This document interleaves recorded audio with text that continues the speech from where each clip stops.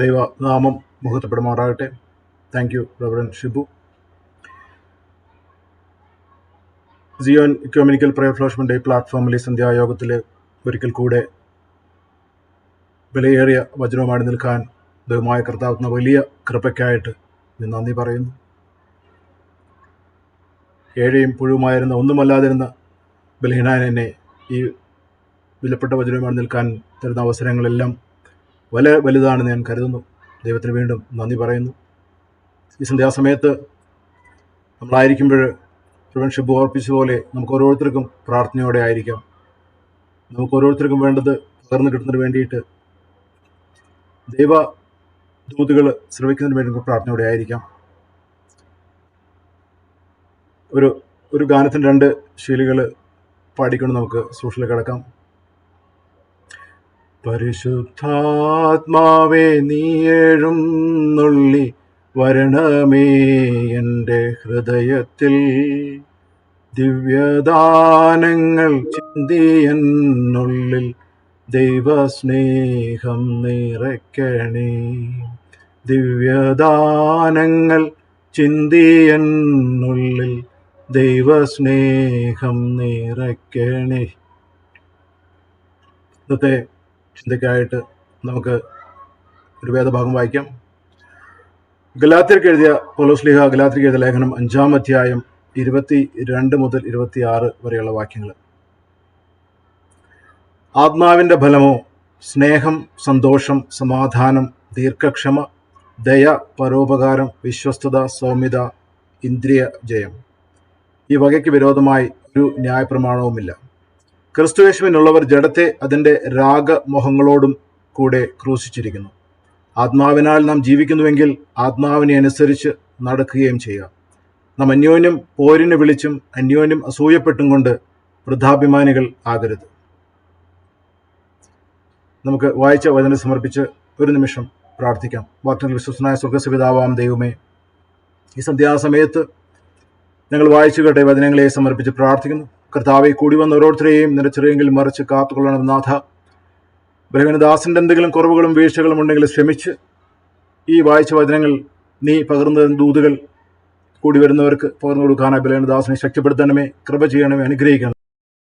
കൂടി വരുന്നവർക്ക് ഹൃദയത്തുറവുള്ളവരായി കേൾക്കുന്ന ദൂതുകൾ അവർക്ക് വേണ്ടിയത് കേൾക്കുമ്പോൾ അത് 30, 60 പരിശുദ്ധാത്മാവ് കൂടെ ഇരുന്ന് സഹായിക്കണമേ. ശുശ്രൂഷകളെല്ലാം സമർപ്പിക്കുന്നു. നിന്റെ ചെറിയ കീഴിൽ മരിച്ചതിന് പൂർണ്ണമായ ശുശ്രൂഷയെ അടുത്ത 1 മണിക്കൂർ സമയം, 3/4 മണിക്കൂർ സമയത്ത് നീ കാത്തുകൊള്ളണമേ. ഏറ്റവും ഫലപ്രദമായ രീതിയിൽ, ഉപകാരപ്രദമായ രീതിയിൽ ശുശ്രൂഷ അനുഗ്രഹപ്രദമായി നടത്തുവാൻ പരിസ്ഥാപനങ്ങൾ ഓരോരുത്തരെയും അംഗീകരിച്ച് കാത്തുകൊണ്ടാത്ത സകല ഞങ്ങൾക്ക് വേണ്ടി ജീവൻ വെച്ച ക്രിസ്തു നാമത്തെ ഉപയോഗിക്കുന്നു. കൃപയോടെ കേട്ട് ഉത്തരമല്ല പിതാവേ, ആമേൻ. എല്ലാവർക്കും കൂടെ ക്രിസ്തു നാമത്തിൽ സ്വാഗതം. നമ്മൾ കുറച്ച് മാസങ്ങൾക്ക് മുമ്പ് ചിന്തിച്ചൊരു വിഷയമായിരുന്നു ക്രിസ്താബാനെ കുറിച്ചുള്ള ഒരു ഇൻട്രൊഡക്ഷൻ പോലെ ഒരു ടോപ്പിക്ക്. 2 കൊരിന്ത്യർ 3:17 പറയുന്ന വാക്യം ആധാരമാക്കി, കർത്താവ് ആത്മാവാകുന്നു എന്നുള്ള വാക്യം ആധാരമാക്കി നമ്മൾ ചിന്തിക്കുകയുണ്ടായി. അത് നമ്മൾ ചിന്തിച്ചത് പ്രധാനമായും പരിശുദ്ധാത്മാവിൻ്റെ ആളത്വം, അതിൻ്റെ നേച്ചർ അല്ലെങ്കിൽ രീതികൾ, ചില കാര്യങ്ങളെക്കുറിച്ച് നമ്മൾ ചിന്തിക്കുകയായിരുന്നു. ആത്മാവില്ലാത്ത ഒരു ജീവിതം, വിത്തൗട്ട് സ്പിരിറ്റ്, നഗ്നമായ ജീവിതം ഏദൻ തോട്ടത്തിൽ നിന്ന് നമ്മൾ കാണുകയുണ്ടായി. മരണത്തിന് അധീനമായ ഒരു ജീവിതം, ദൈവത്തിൽ നിന്ന് വിദൂരപ്പെട്ട ഒരു ജീവിതമാണ് വിത്തൗട്ട് സ്പിരിറ്റ്, അല്ലെങ്കിൽ ആത്മാവില്ലാത്തൊരു ജീവിതം. ആത്മാവ് നമ്മൾ കൊണ്ടുവരുന്ന ജീവനിലേക്ക്, വിവേചനത്തിലേക്ക്, ദൈവത്തോടൊത്തുള്ള ജീവിതത്തിനുള്ള തയ്യാറെടുപ്പിലേക്ക്, അതുപോലെ ഒരു സൃഷ്ടിയാക്കുന്നതാണ് ആത്മാവ് മൊത്തമുള്ള ഒരു ജീവിതം. അതുപോലെ ആത്മാവിലുള്ള ജീവിതം നമ്മളെ സ്വയം നിരാകരിക്കുന്നതിന്, ദൈനംദിന സഹനങ്ങളിലൂടെ നടത്തുന്നതിന്, ലോകത്തെ നിരാകരിച്ച് ദൈവ ശുശ്രൂഷയും ദൈവ സാന്നിധ്യത്തെയും സഹവാസത്തെയും ചേർത്ത് പിടിക്കുന്നതിനുള്ള ഒരു നിരന്തരമായ പ്രക്രിയയാണ് ആത്മാവുമൊത്തുള്ള ജീവിതം എന്ന് നമ്മൾ ചിന്തിക്കുകയുണ്ടായ ദിവസങ്ങളിൽ. അതുമായിട്ട് ബന്ധപ്പെട്ടൊരു വിഷയം ഇത് നിങ്ങളോട് ചിന്തിക്കുന്നത് ഞാൻ ദൈവാത്മാവിൽ ആഗ്രഹിക്കുന്നു, അതിനുവേണ്ടി പ്രാർത്ഥിക്കുകയായിരുന്നു. അപ്പം അത് റവൻ ഷിബു തുടക്കത്തിൽ പറഞ്ഞ പോലെ ഫലം കായ്ക്കുന്നതിന് വേണ്ടി നമ്മെ വിളിച്ചിരിക്കുകയാണ്. ആ ഫലത്തെക്കുറിച്ചാണ് നമ്മൾ സംസാരിക്കുന്നത്.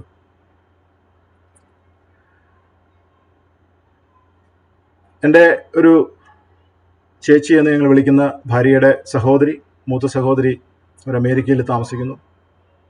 ചേച്ചിക്ക് കൃഷിയുമായിട്ട് ബന്ധപ്പെട്ട് ഒരുപാട് ഇൻട്രസ്റ്റ് ഉണ്ട് അവിടെയാണെങ്കിലും.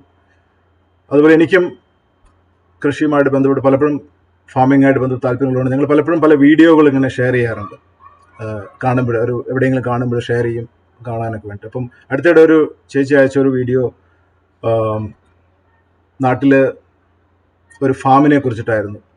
IT-യിൽ വലിയ ഉന്നതത്തിൽ ജോലി ചെയ്തുകൊണ്ടിരുന്ന ഒരാൾ ആ ജോലി വിട്ട് നാട്ടിൽ വന്ന് ലോകത്തെ പലതരം ഫലവൃക്ഷങ്ങൾ നട്ടു വളർത്തുന്ന വലിയൊരു ഫാം കോടഞ്ചേരി അടുത്ത് വേനപ്പാറ എന്നുള്ള സ്ഥലത്ത്. അപ്പോൾ ആ വീഡിയോ കാണുമ്പോൾ നമുക്ക് വളരെ മനോഹരമായിരിക്കുന്നു. നമ്മൾ കേട്ടിട്ടില്ലാത്ത പല ഫലവൃക്ഷങ്ങൾ ഇങ്ങനെ നിർത്തിയിരിക്കുന്നു. അതിലൂടെ നമുക്ക് നടക്കാം. അവിടെ എനിക്ക് താമസിക്കാനുള്ള സൗകര്യങ്ങളുണ്ട്. അവിടെ സാധനങ്ങൾ വാങ്ങാൻ പറ്റും, തൈകൾ വാങ്ങാം, എല്ലാം ചെയ്യാൻ പറ്റും. വളരെ മനോഹരമായ ഒരു പ്രദേശം, ഒരു കുന്നുംപുറത്ത്. ആ വീഡിയോകൾ നമ്മൾ കാണുമ്പോൾ അല്ലെങ്കിൽ അത്തരം തോട്ടങ്ങളിലൂടെ നമ്മൾ നടക്കുമ്പോൾ നമ്മുടെ മനസ്സിൽ ഉണ്ടാകാവുന്ന ഒരു വളരെ സുപ്രധാനമായൊരു ചിന്ത, ഉണ്ടാകേണ്ടിയ ഒരു ചിന്ത, നമ്മുടെ ജീവിതത്തിലൂടെ അല്ലെങ്കിൽ നമ്മുടെ ജീവിതമാകുന്ന തോട്ടത്തിലൂടെ അല്ലെങ്കിൽ നമ്മുടെ ഹൃദയമാകുന്ന തോട്ടത്തിലൂടെ നമ്മളൊന്ന് നടന്നാൽ നമ്മൾ കണ്ടുമുട്ടുന്ന ഫലങ്ങൾ എന്തൊക്കെയാണ്? സൗരഭ്യം പുരത്തുന്ന, കാഴ്ചയ്ക്ക് മനോഹരമായ, ഭക്ഷിക്കാൻ മനോഹരമായ, മറ്റുള്ളവർക്ക് സന്തോഷവും സമാധാനവും ഉന്മേഷവും നൽകുന്ന ഫലങ്ങളാണോ നമ്മുടെ ജീവിതത്തിൽ നാം കായ്ക്കുന്നത് എന്ന് നമ്മൾ ചിന്തിക്കേണ്ടിയിരിക്കുന്നു. നമ്മൾ ഈ ലോകത്തിലായിരിക്കുമ്പോൾ, നമ്മുടെ വിശ്വാസ ജീവിതത്തിൽ നമ്മൾ നടക്കുമ്പോൾ നമ്മൾ കായ്ക്കുന്ന ഫലത്തെക്കുറിച്ച് നമ്മളെപ്പോഴും വളരെ ഗ്രാഹ്യമുള്ളവരാകണം എന്നത് വളരെ അത്യന്താപേക്ഷിതമാണ്. ആ ഒരു ചിന്ത ഇന്നത്തെ വചനവുമായിട്ട് നമ്മൾ ബന്ധിച്ച് ചിന്തിക്കുമ്പോൾ, യേശുക്രിസ്തു തൻ്റെ പരസ്യ ശുശ്രൂഷ സമയത്ത് ക്രിസ്തു വളരെയധികം കാർഷിക മേഖലയുമായിട്ട് ബന്ധമുള്ള ഒരുപാട് ഉദാഹരണങ്ങളും ഉപമകളും എല്ലാം പറയുന്ന കൂട്ടത്തിലായിരുന്നു. അതിൽ വളരെ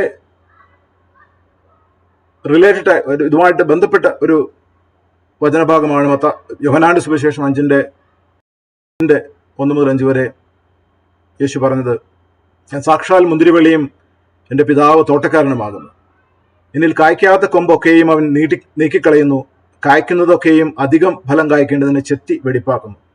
ഞാൻ നിങ്ങളോട് സംസാരിച്ച വചന നിമിത്തം നിങ്ങൾ ഇപ്പോൾ ശുദ്ധിയുള്ളവരാകുന്നു. എന്നിൽ വസിപ്പിൻ, ഞാൻ നിങ്ങളിലും വസിക്കും. കൊമ്പിന് മുന്തിരിവള്ളിയിൽ വസിച്ചിട്ടല്ലാതെ സ്വയമായി കായ്പാൻ കഴിയാത്തതുപോലെ എന്നിൽ വസിച്ചിട്ടല്ലാതെ നിങ്ങൾക്ക് കഴിയുകയില്ല. ഞാൻ മുന്തിരിവള്ളിയും നിങ്ങൾ കൊമ്പുകളുമാകുന്നു. ഒരുത്തൻ എന്നിലും ഞാൻ അവനിലും വസിക്കുന്നുവെങ്കിൽ അവൻ വളരെ ഫലം കായ്ക്കും. എന്നെ പിരിഞ്ഞ് നിങ്ങൾക്ക് ഒന്നും ചെയ്യുവാൻ കഴിയുകയില്ല. 4-5 വാക്യങ്ങളുണ്ട്. പക്ഷെ അതിലെ പ്രധാനമായ 2 ആശയങ്ങൾ ഞാൻ തുടക്കത്തിൽ സ്പർശിക്കാൻ ആഗ്രഹം. ഒന്ന്, മുന്തിരിവള്ളിയിൽ വസിച്ചിട്ടല്ലാതെ സ്വന്തമായി കായ്പാൻ കഴിയാത്തതുപോലെ അല്ലാതെ നിങ്ങൾക്ക് കഴിയുകയില്ല. നമ്മൾ ഫലം കായ്ക്കണം എന്ന് പറയുമ്പോൾ ആത്മാവിൻ്റെ ഫലങ്ങളെക്കുറിച്ചാണ് നമ്മൾ ആദ്യം വായിച്ചത്. പറയുമ്പോൾ എങ്ങനെ ഫലം കായ്ക്കാൻ കഴിയും എന്നുള്ളതിനെ കുറിച്ചാണ് യേശു ഇവിടെ പറയുന്നത്. ഒരുത്തൻ എന്നിലും ഞാൻ അവനിലും വസിക്കുന്നുവെങ്കിൽ അവൻ വളരെ ഫലം കായ്ക്കും. ഒരുപക്ഷെ ഏറ്റവും ലളിതമായിട്ട് ഫലം കായ്ക്കുന്നതിനെ കുറിച്ചിട്ട് ദൈവ സാന്നിധ്യത്തിൽ, ദൈവ അനുഭവത്തിൽ ജീവിക്കുന്നതിനെ കുറിച്ചിട്ട് ക്രിസ്തുവിന് പറയാൻ പറ്റുന്ന ഒരു പക്ഷേ ഏറ്റവും സിമ്പിളായിട്ടുള്ളൊരു ഉദാഹരണമായിരിക്കും അന്ന് കാലത്തെ സമൂഹത്തോട് ക്രിസ്തു സംസാരിച്ചത്. ഒരുപക്ഷെ നമുക്കും വളരെ എളുപ്പത്തിൽ മനസ്സിലാക്കാവുന്നതാണ്.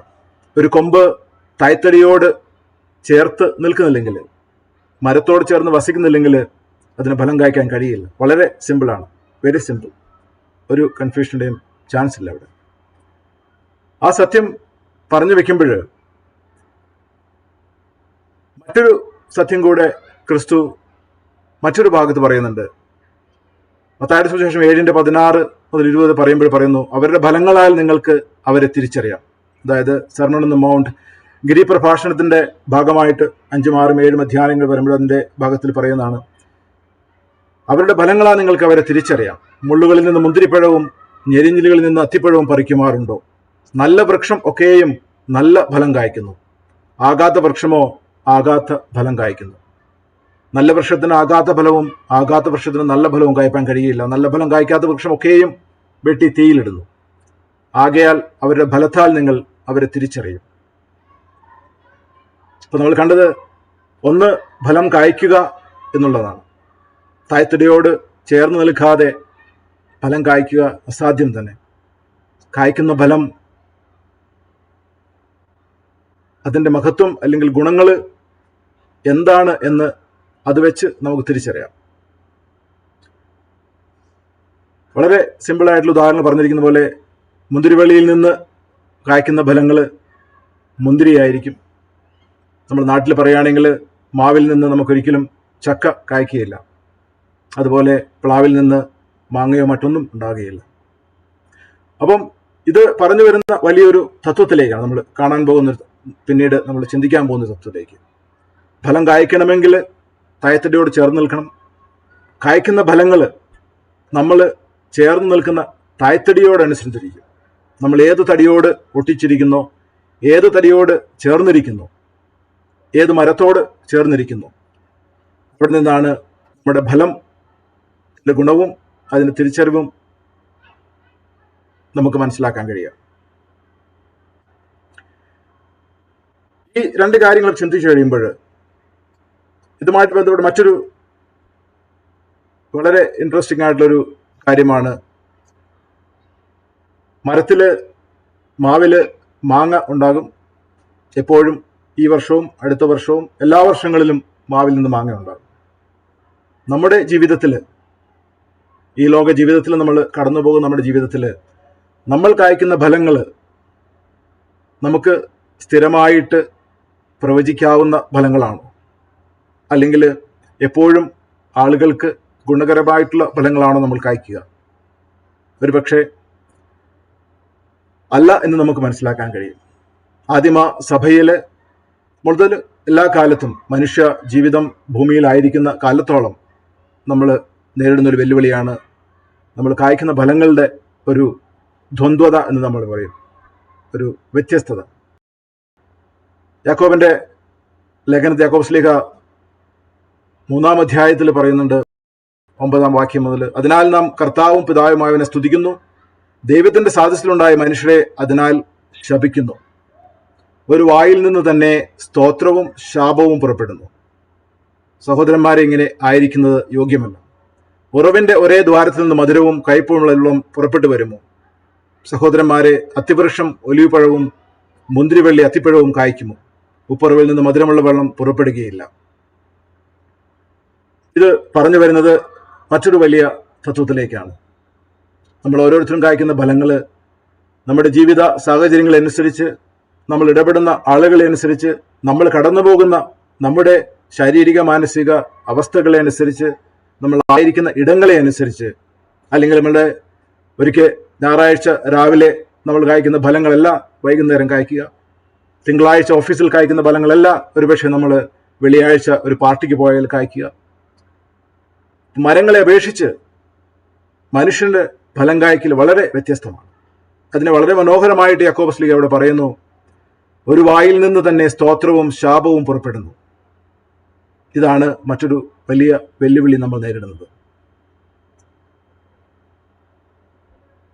ആത്യന്തികമായി ശരീരവും ആത്മാവും തമ്മിൽ, ആത്മാവ് ഞാൻ പറയുമ്പോൾ സ്പിരിറ്റ്, പരിശുദ്ധാത്മാവും തമ്മിലുള്ള, ഫ്ലഷ് ആൻഡ് സ്പിരിറ്റ് തമ്മിലുള്ള വലിയ ഒരു മത്സരത്തിന്റെ, ഒരു യുദ്ധത്തിന്റെ ഭൂമിയാണ് നമ്മുടെ ജീവിതങ്ങൾ.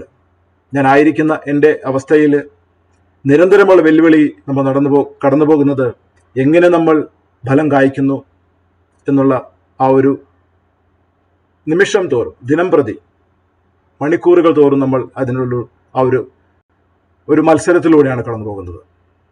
ആത്മാവ് നമ്മളെ ദൈവവുമായിട്ട് അനുരൂപപ്പെടുവാൻ വേണ്ടി നിരന്തരം ശ്രമിക്കുമ്പോൾ ശരീരം, നമ്മൾ ലോകത്തിലായിരിക്കുന്ന ശരീരം ലോകത്തിൻ്റെതായ കാഴ്ചപ്പാടുകളിൽ, ലോകത്തിൻ്റെതായ ഫലങ്ങൾ കായ്ക്കുന്നതിന് വേണ്ടിയിട്ടുള്ള നിരന്തരമായ ഒരു പിൻവലി നടന്നുകൊണ്ടിരിക്കുന്നു.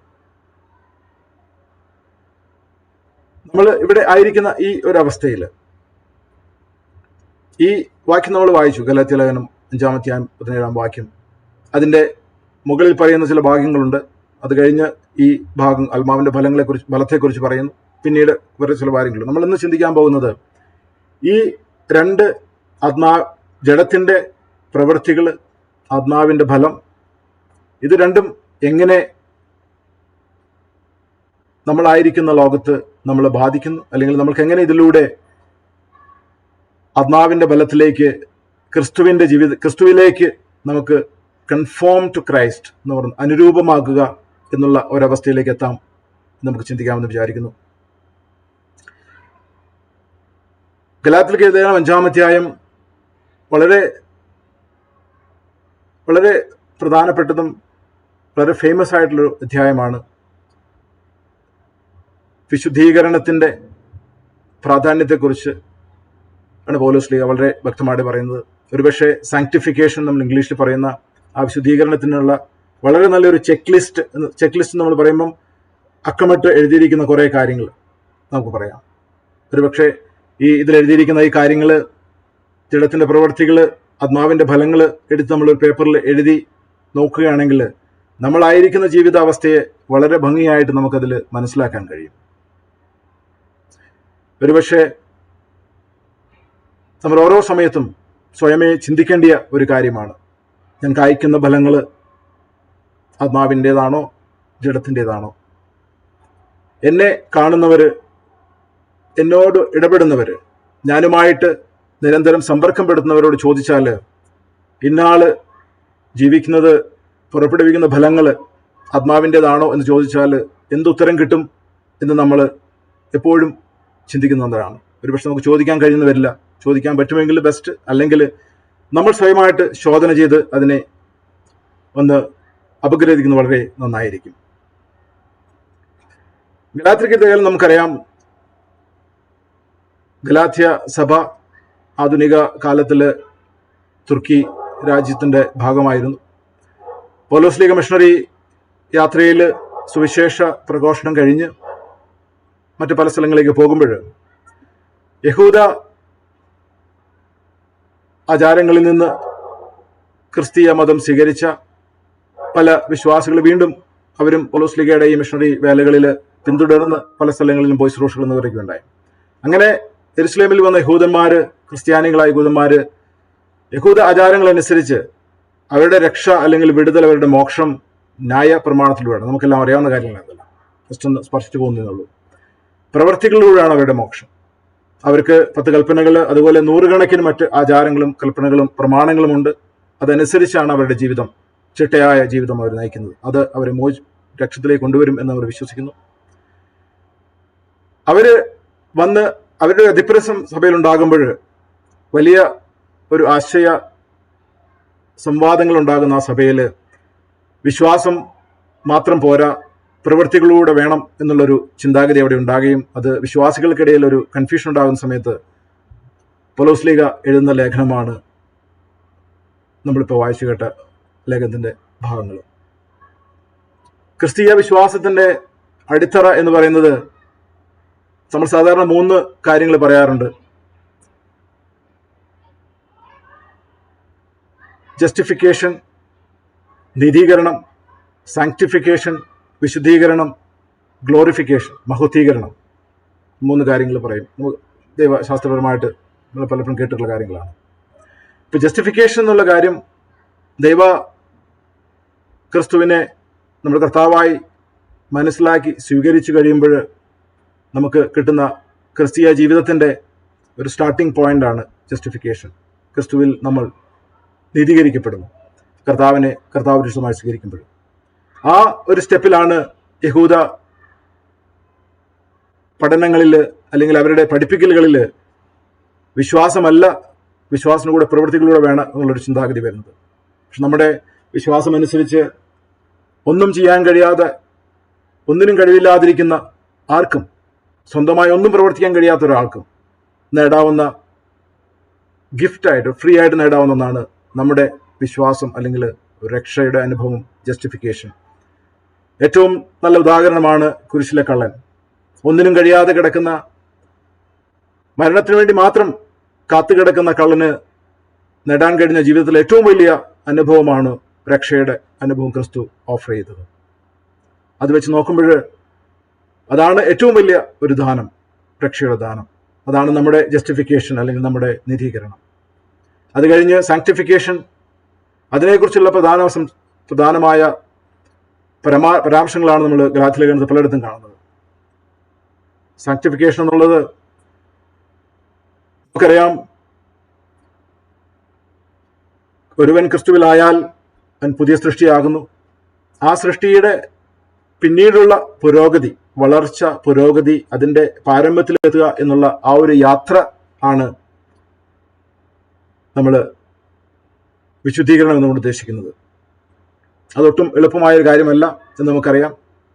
നമ്മൾ പലപ്പോഴും നമുക്ക് പഠിക്കുന്നവർക്കെല്ലാം അറിയാം, അഡ്മിഷന് വേണ്ടിയിട്ട് നമ്മൾ ഒരുപാട് കഷ്ടപ്പെട്ട് പഠിക്കും. IIT ഒരു എക്സാമ്പിൾ എടുക്കുകയാണെങ്കിൽ ഒരുപാട് IITകളില്ല ഇന്ത്യയിൽ, ചുരുക്കം സീറ്റുകൾ, ലക്ഷക്കണക്കിന് ആളുകൾ എല്ലാ വർഷവും പരീക്ഷ എഴുതും. ഇപ്പോൾ പരീക്ഷ എഴുതി അതിൽ രണ്ട് ലെവലിലെ പരീക്ഷകളുണ്ട്. പാസ്സായി അതിൽ അഡ്മിഷൻ കിട്ടണമെങ്കിൽ വളരെ ബുദ്ധിമുട്ടുള്ള കാര്യമാണ്. അപ്പോൾ നമ്മൾ അത് ചെയ്യുമ്പോൾ അത് വളരെ ബുദ്ധിമുട്ടായിട്ട്, ഏറ്റവും വലിയ ബുദ്ധിമുട്ടുള്ള കാര്യമാണ് നമ്മൾ മനസ്സിലാക്കി അതിന് അഡ്മിഷൻ എടുക്കും. അത് കഴിഞ്ഞ് കഴിയുമ്പോൾ പിന്നീടാണ് അതിൻ്റെ യഥാർത്ഥ ബുദ്ധിമുട്ട് വരുന്നത്. 4 വർഷക്കാലം ആ ഇൻസ്റ്റിറ്റ്യൂട്ടിൽ താമസിച്ച് അതിൻ്റെ ശരീരവുമായിട്ട് ഒത്തിണങ്ങി പഠിക്കാനുള്ള ഏറ്റവും ബുദ്ധിമുട്ടുള്ള കാര്യങ്ങളിലൂടെ കടന്നുപോയി അത് കംപ്ലീറ്റ് ചെയ്യുക എന്നുള്ള ആ ഒരു കാലത്തെ പോലെ നമുക്ക് നമ്മുടെ വിശദീകരണത്തെ നമുക്ക് മനസ്സിലാക്കാം. അത് 18-ാം വാക്യത്തിൽ 17-ാം വാക്യത്തിൽ 16 മുതലുള്ള വാക്യങ്ങൾ, നമ്മുടെ അധ്യായത്തിന്റെ ഗലാത്യ ലേഖനത്തിന്റെ 5-ാം അധ്യായം 16 മുതലുള്ള വാക്യങ്ങൾ, ആത്മാവിനെ അനുസരിച്ച് നടപ്പിൻ, എന്നാൽ നിങ്ങൾ ജഡത്തിന്റെ മോഹം നിവർത്തിയില്ലെന്ന് ഞാൻ പറയുന്നു. ഈ രക്ഷ കഴിഞ്ഞ് രക്ഷയിലെ വളർച്ചയിലെ കാലത്തിൽ ആത്മാവിനെ അനുസരിച്ച് നടക്കുക എന്നുള്ളതാണ് പ്രധാന പ്രബോധനം പൗലോസ് ഇവിടെ വെച്ചിരിക്കുന്നത്. ജഡാഭിലാഷം ആത്മാവിനും ആത്മാഭിലാഷം ജഡത്തിനും വിരോധമായിരിക്കുന്നു. നിങ്ങൾ ഇച്ഛിക്കുന്നത് ചെയ്യാതെ വണ്ണം അവ തമ്മിൽ പ്രതികൂലമല്ലോ. ഈ ഇവിടത്തെ ഒരു പ്രധാന പ്രതിപാദ്യ വിഷയം അല്ലെങ്കിൽ എംഫസൈസ് എന്നുള്ളത് സാങ്ക്ടിഫിക്കേഷന്റെ ഒരു യാത്രയിൽ നമ്മൾ കായ്ക്കുന്ന ഫലങ്ങളെക്കുറിച്ച് നമ്മൾ തുടക്കത്തിൽ പറഞ്ഞ പോലെ ജഡത്തിൻ്റെതായിട്ടുള്ള സ്വാധീനം, അതിനിടയിൽ നമ്മൾ രക്ഷയുടെ അനുഭവത്തിൽ വന്ന നമുക്ക് ഓരോരുത്തർക്കും ആത്മീകമായ വളർച്ചയിലേക്ക് ക്രിസ്തുവിനോട് അനുരൂപപ്പെടാനുള്ള വലിയ വാഞ്ച ഉണ്ടായിരിക്കുന്ന ഒരു കാലഘട്ടത്തിൽ, ആ ഒരു അവസ്ഥയിൽ നമ്മൾ കടന്നു പോകുമ്പോൾ ഈ രണ്ട് സൈഡിൽ നിന്നുള്ള ഈ ഒരു അങ്ങോട്ടും ഇങ്ങോട്ടുമുള്ള ഒരു പുള്ളിങ്, ഒരു വലി എന്ന് നമ്മൾ പറയുന്ന പോലെയുള്ള ഒരു അവസ്ഥയിൽ ആത്മാവിനെ അനുസരിച്ച് നടക്കുക, ആത്മാവിൻ്റെ പഠനങ്ങളെ ഫോളോ ചെയ്യുക, ജീവിതത്തെ അതനുസരിച്ച് തിട്ടപ്പെടുത്തുക എന്നുള്ള വലിയ ശ്രമകരമായൊരു ജോലിയാണ് നമ്മൾ ചെയ്യുന്നത്. അത് നമ്മൾ തന്നെ ചെയ്യുന്ന ഒന്നല്ല, ദൈവാത്മാവിനാൽ നമ്മളതിന് കൃപ ലഭിച്ച് നമ്മൾ ചെയ്യുന്നു. അതിനെക്കുറിച്ച് വളരെ ഭംഗിയായിട്ട് വീണ്ടും പൗലോസ് ശ്ലീഹ റോമർക്കെഴുതിയ ലേഖനത്തിൽ പറയുന്നു 8:13, നിങ്ങൾ ജഡത്തെ അനുസരിച്ച് ജീവിക്കുന്നുവെങ്കിൽ മരിക്കും, ആത്മാവിനാൽ ശരീരത്തിന്റെ പ്രവൃത്തികളെ മരിപ്പിക്കുന്നുവെങ്കിലോ നിങ്ങൾ ജീവിക്കും. ദൈവാത്മാവ് നടത്തുന്നവർ ഏവരും ദൈവത്തിന്റെ മക്കളാകുന്നു. അപ്പം ഈ ദൈവത്തിന്റെ മക്കളാകുക എന്നുള്ള ഒരവസ്ഥയിലേക്ക് ഉള്ള ഒരു വളർച്ചയാണ് നമ്മുടെ സാങ്ക്ടിഫിക്കേഷൻ അല്ലെങ്കിൽ വിശുദ്ധീകരണത്തിന്റെ യാത്ര. ഈ അനുരൂപമാകുക എന്നുള്ളതിനെ കുറിച്ചിട്ട് പറയുന്നത് ഒരുപക്ഷെ നമ്മൾ ഒരാളെ പോലെ ആകുക, ക്രിസ്തുവിനെ പോലെ ആകുക എന്നുള്ളതാണ് അനുരൂപമാകുക എന്നുള്ള പറയുന്നത്, കൺഫോമിങ് ടു ക്രൈസ്റ്റ്. പക്ഷെ അതൊരുപക്ഷെ ക്രിസ്തുവിലേക്കുള്ള ഒരു വളർച്ചയാണ് എന്ന് നമ്മൾ ദൈവശാസ്ത്രപരമായിട്ട് പറയാം. നമ്മൾ ഓരോരുത്തരും നമ്മുടെ ആത്മീകമായ വളർച്ചയിൽ പുരോഗതി പ്രാപിച്ച് ദിനം പ്രതി ആത്മാവിൻ്റെ ഫലങ്ങൾ കായ്ച്ച് നമ്മുടെ ജീവിതാന്ത്യത്തോട് നമ്മൾ എടുക്കുമ്പോൾ നമ്മൾ ക്രിസ്തുവിനോട് സമരായി ഒരുപക്ഷെ ക്രിസ്തുവായി തീരുന്ന ഒരവസ്ഥയിലേക്ക് നമ്മൾ എത്തുന്നു. ക്രിസ്തുവായി തീരുന്ന ഞാൻ പറയുമ്പോൾ ക്രിസ്തുവിൻ്റെ എല്ലാ പ്രകൃതികളിൽ, സ്വഭാവങ്ങളിൽ അല്ലെങ്കിൽ ഫലങ്ങളിൽ നമ്മൾ ഏകീഭവിക്കുന്ന ഒരവസ്ഥയിലേക്കാണ് നമ്മുടെ വിശുദ്ധീകരണം നമ്മളെ എത്തിക്കുക. അത് ആണ് നമ്മളെ മഹത്വീകരണത്തിലേക്ക് എത്തിക്കുന്നത്. മഹത്വീകരണം എന്നുള്ളത് നമ്മുടെ ഒന്നുകിൽ മരണപ്പെടും നമ്മൾ ലോകത്ത് മാറ്റപ്പെടുമ്പോൾ, അല്ലെങ്കിൽ ക്രിസ്തുവിന്റെ രണ്ടാമത്തെ വരവിൽ നമ്മൾ ദൈവസന്നിധിയിൽ എത്തുന്ന സമയത്ത് ആണ് നമ്മുടെ രക്ഷയുടെ പൂർത്തീകരണം സാധ്യമാകുന്നത്. ഈ 3 സ്റ്റെപ്പുകൾ കടന്ന് നമ്മൾ പൂർത്തീകരണത്തിലെത്തിക്കുന്നത്. അപ്പം നീതീകരണത്തിനും മഹത്വീകരണത്തിനും ഇടയിലുള്ള ആ ഒരു കാലഘട്ടമാണ് നമ്മൾ സാങ്ക്ടിഫിക്കേഷൻ നമ്മൾ സംസാരിച്ചുകൊണ്ടിരിക്കുന്നത്. അതിലേക്കാണ് ഈ ഫലങ്ങളുടെ കായ്ക്കലും അതുമായിട്ട് ബന്ധപ്പെട്ട എല്ലാ കാര്യങ്ങളും വന്ന് ഭവിക്കുന്നത്. ഈ ഫലം കായ്ക്കുന്ന ഒരവസ്ഥയിൽ നമ്മളായിരിക്കുമ്പോൾ അത് നമ്മുടെ ജീവിതചര്യകളെ, നമ്മുടെ ദൈനംദിന പ്രവൃത്തികളെല്ലാം പൂർണ്ണമായിട്ട് മാറ്റിമറിക്കുന്ന ഒരനുഭവമാണ്. നമുക്കറിയാം, നല്ലൊരു ഉദാഹരണം നമുക്ക് കാണാൻ കഴിയുന്നത് സ്റ്റെഫാനോസിന്റെ ജീവിതം. സ്റ്റെഫാനോസിനെ കല്ലെറിയുന്ന സമയത്ത് വേദന ഉണ്ടാകും, നിലത്ത് വീണിട്ടുണ്ടാകും, കല്ല് വന്ന് മുഖത്തും മേത്തും എല്ലാം വീഴുന്നുണ്ടാകും. പക്ഷെ സ്റ്റെഫാനോസ് കാണുന്നതായിട്ട് അവിടെ പറയുന്നത് സ്വർഗം തുറന്നിരിക്കുന്നതിനെയാണ്. അതുപോലെ പൗലോസും ശീലാസും കാരാഗൃഹത്തിൽ കിടക്കുമ്പോൾ ചങ്ങലകളാൽ ബന്ധിക്കപ്പെട്ട് ഒരുപക്ഷെ ഇരുട്ടുമുറിയിൽ, കുടിച്ചുമുറിയിലായിരിക്കും കടന്നിട്ടുണ്ടാവുക. പക്ഷെ അവരതിനെക്കുറിച്ച് പരാതിപ്പെടാതെ, സങ്കടപ്പെടാതെ, കരഞ്ഞുകൊണ്ടിരിക്കാതെ അവർ ചെയ്യുന്നത് ദൈവത്തെ പാടി സ്തുതിക്കുന്ന അനുഭവമാണ്. ആത്മാവിൽ ആയിരിക്കുമ്പോൾ, സാങ്ക്ടിഫിക്കേഷന്റെ പാതയിൽ നമ്മളായിരിക്കുന്ന സമയത്ത് നമ്മുടെ കാഴ്ചപ്പാടുകൾ, നമ്മുടെ ശ്രദ്ധ അല്ലെങ്കിൽ നമ്മുടെ ഫോക്കസ് എല്ലാം ലൗകികമായ കാര്യങ്ങളിലല്ല എന്നാണ് ഇവിടെ ഈ ഉദാഹരണങ്ങൾ നമ്മളെ പറഞ്ഞ് മനസ്സിലാക്കുന്നത്. ജഡത്തിന്റെ അവസ്ഥയിൽ നിന്ന് മോചിക്കപ്പെട്ട് ആത്മാവിന്റെ ലെവലിലേക്ക് നമ്മൾ ഉയരുമ്പോൾ അവിടെയാണ് നമ്മുടെ വിശുദ്ധീകരണത്തിന്റെ വളർച്ച സാധ്യമാകുന്നത്. ഇപ്പോൾ ആത്മാവിന്റെ ഫലങ്ങളെക്കുറിച്ച് ചിന്തിക്കുന്നതിന് മുമ്പ് ചെറുതായിട്ട് നമുക്ക് ജഡത്തിന്റെ പ്രവൃത്തികളെ കുറിച്ച് പറഞ്ഞിരിക്കുന്ന ശ്രമിക്കാം. ജസ്റ്റ് പറഞ്ഞ് നമുക്ക് പോകാവുന്ന കാര്യങ്ങളാണ്. അതിന് 19 മുതൽ 21 വരെയുള്ള വാക്യങ്ങൾ, 2 വാക്യങ്ങളിലായിട്ടാണ് ഏതാണ്ട് ഒരു കൂട്ടം കാര്യങ്ങൾ പറഞ്ഞിരിക്കുന്നു. ഒരു 15ഓളം കാര്യങ്ങൾ ഇവിടെ പറഞ്ഞിരിക്കുന്നു. അത് വിശദമായിട്ട് വളരെയിലേക്ക് കടക്കുന്നില്ല. ജഡത്തിന്റെ പ്രവൃത്തികളോ ദുർനടപ്പ്, അശുദ്ധി, ദുഷ്കാമം, വിഗ്രഹാരാധന, ആഭിചാരം, പക, പിണക്കം, ജാരശങ്ക, ക്രോധം, ഷാഢ്യം, ദ്വന്ദ്വപക്ഷം, ഭിന്നത, അസൂയ, മദ്യപാനം, വെറിക്കൂത്ത് മുതലായവ എന്ന് വെളിവാകുന്നു. ഈ വക പ്രവർത്തിക്കുന്നവൻ ദൈവരാജ്യം അവകാശമാക്കുകയില്ല. ഇത് ഒരു എക്സോസ്റ്റീവ് ലിസ്റ്റ് അല്ലെങ്കിൽ ഒരു പൂർണ്ണ ലിസ്റ്റ് ആണ് എന്ന് നമ്മൾ മനസ്സിലാക്കുന്നില്ല. അതുപോലെ സ്ലീഹ പറയുന്നത് ഇവ പ്രവർത്തിക്കുന്നവ എന്നല്ല പറഞ്ഞിരിക്കുന്നത്, ഈ വക പ്രവർത്തിക്കുന്നവ. അതായത് ഇതുപോലെ, ആസ് സച്ച് എന്നാണ് ഇംഗ്ലീഷിൽ, ആൻഡ് സച്ച് ലൈക്ക് എന്നാണ് ഇംഗ്ലീഷിൽ പറഞ്ഞിരിക്കുന്ന കാര്യം. ഇതിൽ 2-3 രീതിയിൽ ഇതിനെ ക്ലാസിഫൈ ചെയ്ത് ഗ്രൂപ്പ് ചെയ്ത് വെച്ചിരിക്കുന്നു. ഒന്ന്, ജീവിത നടത്തിപ്പുമായിട്ട് ബന്ധപ്പെട്ട ചില കാര്യങ്ങൾ, സെൻഷ്വാലിറ്റി എന്ന് നമ്മൾ പറയും. അതായത് ദുർനടപ്പ്, അശുദ്ധി, ദുഷ്കാമം, ഇത്തരം കാര്യങ്ങൾ. രണ്ടാമത് പറയുന്നത് മതപരമായ ആചാരങ്ങളിൽപ്പെട്ടിട്ടുള്ള ജഡത്തിന്റെ പ്രവൃത്തികൾ, വിഗ്രഹാരാധന, ആഭിചാരം, ഈ 2 കാര്യങ്ങൾ. ബന്ധങ്ങളുമായിട്ട് ബന്ധപ്പെട്ടുള്ള ജഡത്തിന്റെ പ്രവൃത്തികൾ, പക, പിണക്കം, ജാരശങ്ക, ക്രോധം, ഷാഢ്യം, ദ്വന്ദ്വപക്ഷം, ഭിന്നത, അസൂയ. പിന്നെ ജീവിതത്തിന്റെ ഒരു കുത്തഴിഞ്ഞ ജീവിതം എന്നുള്ള നാം പറയുന്ന പോലുള്ള ചില നടപ്പുകളാണ് മദ്യപാനം, വെറിക്കൂത്ത് എന്നിവ. ഇത് സ്പർശിക്കാൻ കാരണമെന്ന് വെച്ചാൽ ഈ ഓരോ പ്രവൃത്തികളെയും, ഈ ഓരോ ഗ്രൂപ്പായിട്ടുള്ള പ്രവൃത്തികളെയും ഇല്ലാതാക്കാൻ കഴിയുന്ന, ഹനിക്കാൻ കഴിയുന്ന തക്ക കാര്യങ്ങളാണ് ആത്മാവിന്റെ ഫലം എന്നുള്ളത്. നിരന്തരമായ, ഞാൻ ആദ്യം സൂചിപ്പിച്ചപോലുള്ള ഈ മാനുഷികമായ, ലൗകികമായ, ലോകത്തിന്റെ അധിപതിയായ സാത്താനിൽ നിന്നുള്ള നിരന്തരമായ സമ്മർദ്ദം ഒരു സൈഡ് നിൽക്കുമ്പോൾ, ആത്മാവിൽ വളരാനുള്ള നമ്മുടെ വാഞ്ച മറ്റൊരു സൈഡ് നിൽക്കുമ്പോൾ, ഇതിനിടയിൽ നമ്മൾ കടന്നു പോകുന്ന ഈ ജീവിതത്തിൽ ദൈവകൃപയാൽ ദൈവത്തോട് അടുക്കാനുള്ള അദമ്യമായ ആഗ്രഹത്തിൽ നമ്മൾ കൂടുതൽ കൂടുതൽ ക്രിസ്തുവിലേക്ക് അനുരൂപമാക്കുമ്പോൾ, ആ ഒരു യാത്രയിലാണ് നമ്മൾ സാധാരണ ദൈവശാസ്ത്രകാരൻ പറയുന്ന ഒരു dichotomy of Christian life. Dichotomy എന്നുള്ളതിന് വളരെ എളുപ്പമായിട്ട് ദ്വന്ദ്വത, രണ്ട് മുഖമുള്ള ഒരവസ്ഥ. ഒന്ന് ലൗകികമായ ഒരവസ്ഥയിൽ നമ്മൾ ഭാരപ്പെടുമ്പോൾ ആത്മീയമായ മറ്റൊരു സൈഡിൽ നമ്മൾ അതിൻ്റെ ആ ഒരു അവസ്ഥയാണ് ഈ ഡൈക്കോട്ടമി അല്ലെങ്കിൽ ക്രിസ്തീയ ജീവിതത്തിൻ്റെ എന്ന് പറയുന്നത്. ആ ഒരു അവസ്ഥയിൽ നമ്മൾ ആയിരിക്കുമ്പോൾ ആത്മഫലങ്ങളിലേക്ക് കൂടുതൽ ശ്രദ്ധിക്കാനുള്ള ഒരു കൃപ നമുക്ക് കിട്ടേണ്ടത് അത്യാവശ്യമാണ്. നമ്മൾ ചില ഇന്നത്തെ പ്രധാന ഭാഗമായ ആത്മാവിൻ്റെ ഫലങ്ങളെക്കുറിച്ച് നമ്മൾ വരുമ്പോൾ നമ്മൾ 6, 8, 9 കാര്യങ്ങളാണ് ഇവിടെ പറഞ്ഞ് വെച്ചിരിക്കുന്നത്. നമ്മളിപ്പോൾ അതിനെക്കുറിച്ച് പലപ്പോഴും കേട്ടിട്ടുണ്ടാവും. ഞാൻ വളരെ ചുരുക്കമായിട്ട് അതിനെക്കുറിച്ച് ഒന്ന് സ്പർശിച്ച് നമുക്ക് കടന്നു പോകാം. ആത്മാവിന്റെ ഫലം 22-ാം വാക്യം പറയുന്നു, ആത്മാവിന്റെ ഫലമോ സ്നേഹം, സന്തോഷം, സമാധാനം, ദീർഘക്ഷമ, ദയ, പരോപകാരം, വിശ്വസ്തത, സൗമ്യത, ഇന്ദ്രിയജയം. ഈ വകയ്ക്ക് വിരോധമായി ഒരു ന്യായപ്രമാണവുമില്ല.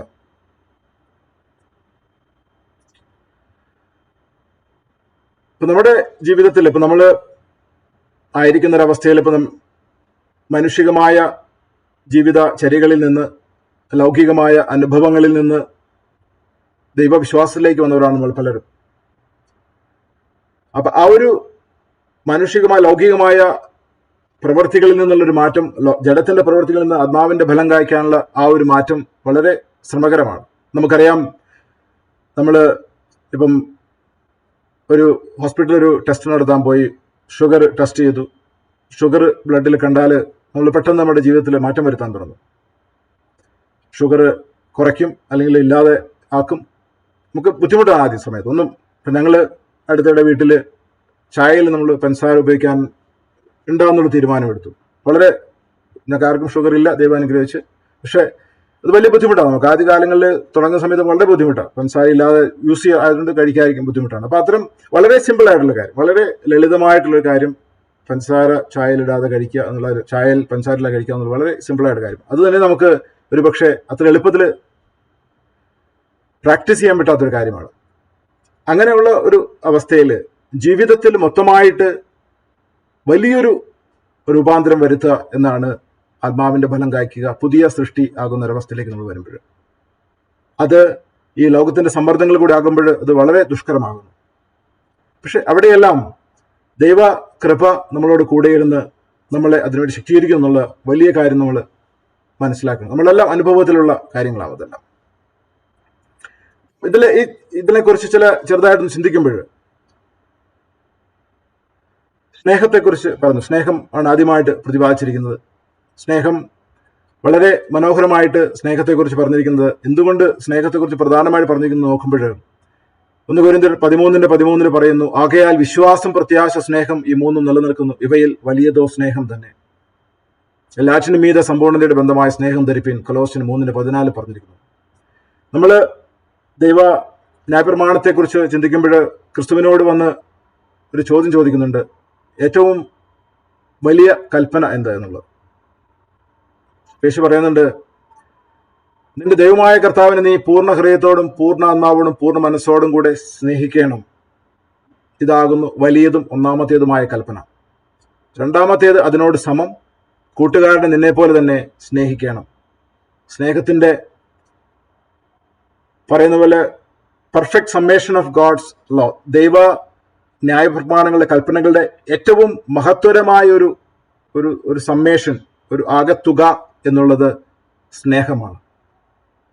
അതാണ് ആത്മാവിന്റെ ആദ്യ ഫലമായിട്ട് ഇവിടെ സൂചിപ്പിച്ചിരിക്കുന്നത്. അപ്പൊ ഇതിനെക്കുറിച്ച് നമ്മൾ പറയുമ്പോൾ, ആത്മാവിന്റെ ഫലത്തെക്കുറിച്ച് നമ്മൾ പറയുമ്പോൾ ഫലം എന്നാണ് പറഞ്ഞിരിക്കുന്നത്, ഫലങ്ങളെക്കുറിച്ചായിട്ട് പറയുന്നില്ല. അപ്പൊ അതായത് നമ്മൾ സാധാരണ ആത്മാവിന്റെ ഒരു പ്രവൃത്തി അല്ലെങ്കിൽ ഒരു അനുഭവം എന്നുള്ളത് ഇതെല്ലാം പ്രതിഫലിക്കുന്ന ഒരു കാര്യമാണ്. നമ്മൾ പലർക്കും അറിയാം, സയൻസിൽ എക്സ്പെരിമെന്റ് ചെയ്യുമ്പോൾ പ്രിസം എന്നുള്ളൊരു സാധനം, ഒരു ഗ്ലാസിന്റെ അതിലേക്ക് സൂര്യപ്രകാശം കടത്തിവിടുമ്പോൾ അപ്പുറത്തെ വശത്ത് അത് പല നിറങ്ങളുള്ള ലൈറ്റായിട്ട് രൂപാന്തരപ്പെട്ട് വരും, 6-7 കളറായിട്ട് വരും. അതുപോലെ ദൈവാത്മാവിലുള്ള ജീവിതം പല അനുഭവങ്ങളിലൂടെ നമ്മൾ സ്നേഹം, സന്തോഷം, സമാധാന കാര്യങ്ങളെല്ലാം നമുക്ക് വെളിപ്പെട്ട് നമുക്ക് കാണാൻ കഴിയും. അതിലൊന്നാണ് സ്നേഹം. മറ്റൊന്നാണ് സന്തോഷം. സന്തോഷം എന്നുള്ള കാര്യം ജോയ് എന്ന് ഇംഗ്ലീഷിൽ പറയും. സന്തോഷം എന്ന് പറയുന്നത് സാധാരണ നമുക്ക് ചെറുതായ കാര്യങ്ങൾ, നമ്മൾ ഭക്ഷണം കഴിക്കുമ്പോൾ അല്ലെങ്കിൽ സിനിമ കാണുമ്പോൾ അല്ലെങ്കിൽ യാത്ര പോകുമ്പോൾ ഉണ്ടാകുന്ന സന്തോഷത്തെക്കുറിച്ചല്ല ഇവിടെ പ്രതിപാദിക്കുന്നത്. പ്രിയപ്പെട്ട ജോയിച്ചേട്ടൻ വേദഭാഗം വായിച്ച് 68-ാം സങ്കീർത്തനം വായിച്ചപ്പോൾ അതിന്റെ 3-ാമത്തെ വാക്യത്തിൽ എന്നൊരു കാര്യമുണ്ട്, ശ്രദ്ധിക്കുകയായിരുന്നു. അത് എങ്കിലും നീതിമാന്മാർ സന്തോഷിച്ച് ദൈവസന്നിധി ഉല്ലസിക്കും, അതെ അവർ സന്തോഷത്തോടെ ആനന്ദിക്കും. ആ സന്തോഷത്തെക്കുറിച്ചാണ് നമ്മൾ ഇവിടെ പ്രതിപാദിക്കുന്നത്. ദൈവ ആത്മാവിലുള്ള അടിയുറച്ച ഡീപ്പ് റൂട്ടഡ് ജോയ് എന്ന് നമ്മൾ പറയും. ദൈവത്തിന്റെ അനന്തമായ ഒരു ബന്ധത്തിൽ ആഴത്തിൽ വേരൂന്നിയ ആ ഒരു സന്തോഷം. അതിന്റെ പ്രത്യേകത എന്ന് പറഞ്ഞാൽ ദൈവിക ജീവിതവുമായി ബന്ധപ്പെട്ട് വരുന്ന എന്തെല്ലാം കഷ്ടങ്ങൾ വന്നാൽ, വേദനകൾ വന്നാൽ പതറിപ്പോകാത്ത, ഇളകിപ്പോകാത്ത ശക്തമായ നിലനിൽപ്പാണ് ആ സന്തോഷത്തെക്കുറിച്ച് മനസ്സിലാക്കുന്നത്. ജോയ്. അടുത്ത കാര്യമാണ് ഇതിൽ പറയുന്ന സമാധാനം. നമുക്കെല്ലാം പറയും സമാധാനം വേണം ജീവിതത്തിൽ, സമാധാനമില്ലാത്ത ജീവിതം ബുദ്ധിമുട്ടാണ്, അങ്ങനെയെല്ലാം. ദൈവസമാധാനം നമുക്ക് തരുന്നത് വളരെ അളവില്ലാത്ത സമാധാനമാണ്. ഫിലിപ്പിയർക്ക് ലേഖനത്തിൽ പൗലോസ്ലീഹ പറയുന്നു, ഒന്നിനെക്കുറിച്ചും വിചാരപ്പെടരുത്, എല്ലാറ്റിലും പ്രാർത്ഥനയാലും പേക്ഷയാലും നിങ്ങളുടെ ആവശ്യങ്ങൾ സ്തോത്രത്തോടെ ദൈവത്തോട് അറിയിക്കത്ര വേണ്ടത്. എന്നാൽ സകല ബുദ്ധിയെയും കഴിയുന്ന ദൈവസമാധാനം നിങ്ങളുടെ ഹൃദയങ്ങളെയും നനവുകളെയും ക്രിസ്തുയേശുവിൽ കാക്കും. ഈ ഒരു അനുഭവം നമുക്ക് പലർക്കും ജീവിതത്തിൽ ഉണ്ടായിട്ടുണ്ടാകാം. ഈ സമാധാനത്തെക്കുറിച്ച് ഞാൻ എൻ്റെ വ്യക്തിപരമായ കാര്യം നോക്കുകയാണെങ്കിൽ, വർഷങ്ങൾക്ക് മുമ്പ് എനിക്ക് ഒരു വലിയ സർജറി ആവശ്യമായി വന്നു. ഹോസ്പിറ്റലിൽ പോകുക എന്നുള്ളത് തന്നെ ഭയപ്പാടുള്ള ആളാണ് എനിക്ക്. ഇഞ്ചക്ഷൻ കാര്യങ്ങളെല്ലാം പേടിയാണ് ഒരു പരിധിയിൽ. പക്ഷെ ആ സമയത്ത് രാവിലെ റെഡിയായി തിയേറ്ററിലേക്ക് പോകാൻ സ്ട്രെച്ചറിലിരുത്തി കൊണ്ടുപോകുന്ന ഒരവസ്ഥ എനിക്കിന്നും വളരെ ഭംഗിയായിട്ട് ഓർമ്മയുണ്ട്.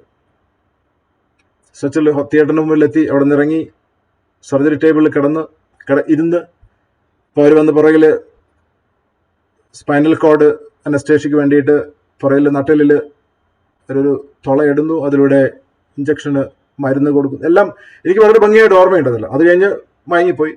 പക്ഷെ ആ സമയത്തെല്ലാം ഞാൻ ഓർക്കുകയായിരുന്നു, അതെല്ലാം കേട്ട് കണ്ട് ഇരിക്കാനും അവരോട് സംസാരിക്കാനുമുള്ളൊരു ഒരു ഒരു ശക്തി എനിക്ക് കിട്ടിയത് ദൈവ സാന്നിധ്യം കൊണ്ട് ഉണ്ടായ സകല ബുദ്ധിയും കഴിയുന്ന ദൈവസമാധാനമാണ് എന്നെനിക്ക് വളരെ ഉറപ്പായിട്ട് പറയാൻ കഴിയും.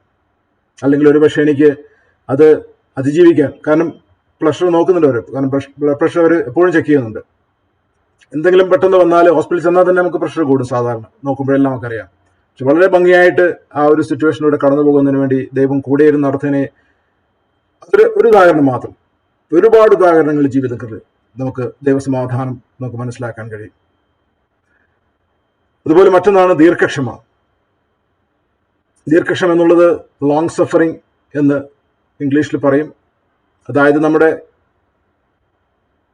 എന്തെല്ലാം ജീവിതത്തിൽ വന്നാലും ദൈവ വാഗ്ദത്തങ്ങളിലുള്ള ഉറച്ചുള്ള നിൽപ്പ്, മാറാതെ നിൽക്കുക. നമ്മുടെ എത്ര പ്രാർത്ഥനകൾ ദൈവം മറുപടി തന്നിട്ടുണ്ട്. ഒരു പക്ഷേ 100 പ്രാർത്ഥനകൾ നടത്തിയിട്ടുണ്ടെങ്കിൽ 50 നമുക്ക് ഉത്തരം കിട്ടിയിട്ടുണ്ടാവും, 50 കിട്ടിയിട്ടുണ്ടാവില്ല. മറുപടി ദൈവത്തിനോടുള്ള അടുപ്പവും സ്നേഹവും പരീക്ഷിക്കപ്പെടുന്നത് പ്രാർത്ഥനയ്ക്ക് ഉത്തരം കിട്ടുമ്പോഴല്ല, പലപ്പോഴും ഉത്തരം കിട്ടാതെ വരുമ്പോഴാണ്. നമ്മുടെ പ്രാർത്ഥനയ്ക്ക്, നിരന്തരമായുള്ള പ്രാർത്ഥനയ്ക്ക്, കണ്ണുനീരൊഴുക്കിയുള്ള പ്രാർത്ഥനയ്ക്ക് മറുപടി കിട്ടാതെ വരുമ്പോൾ എന്താണ് നമ്മുടെ ദൈവവുമായിട്ടുള്ള ബന്ധം? അവിടെയാണ് ദീർഘക്ഷമ വരുന്നത്. ലോങ് സഫറിങ് എന്ന് പറയുന്ന ദീർഘക്ഷമ ട്രാൻസ്ലേഷനൊരു വ്യത്യാസമുണ്ട്.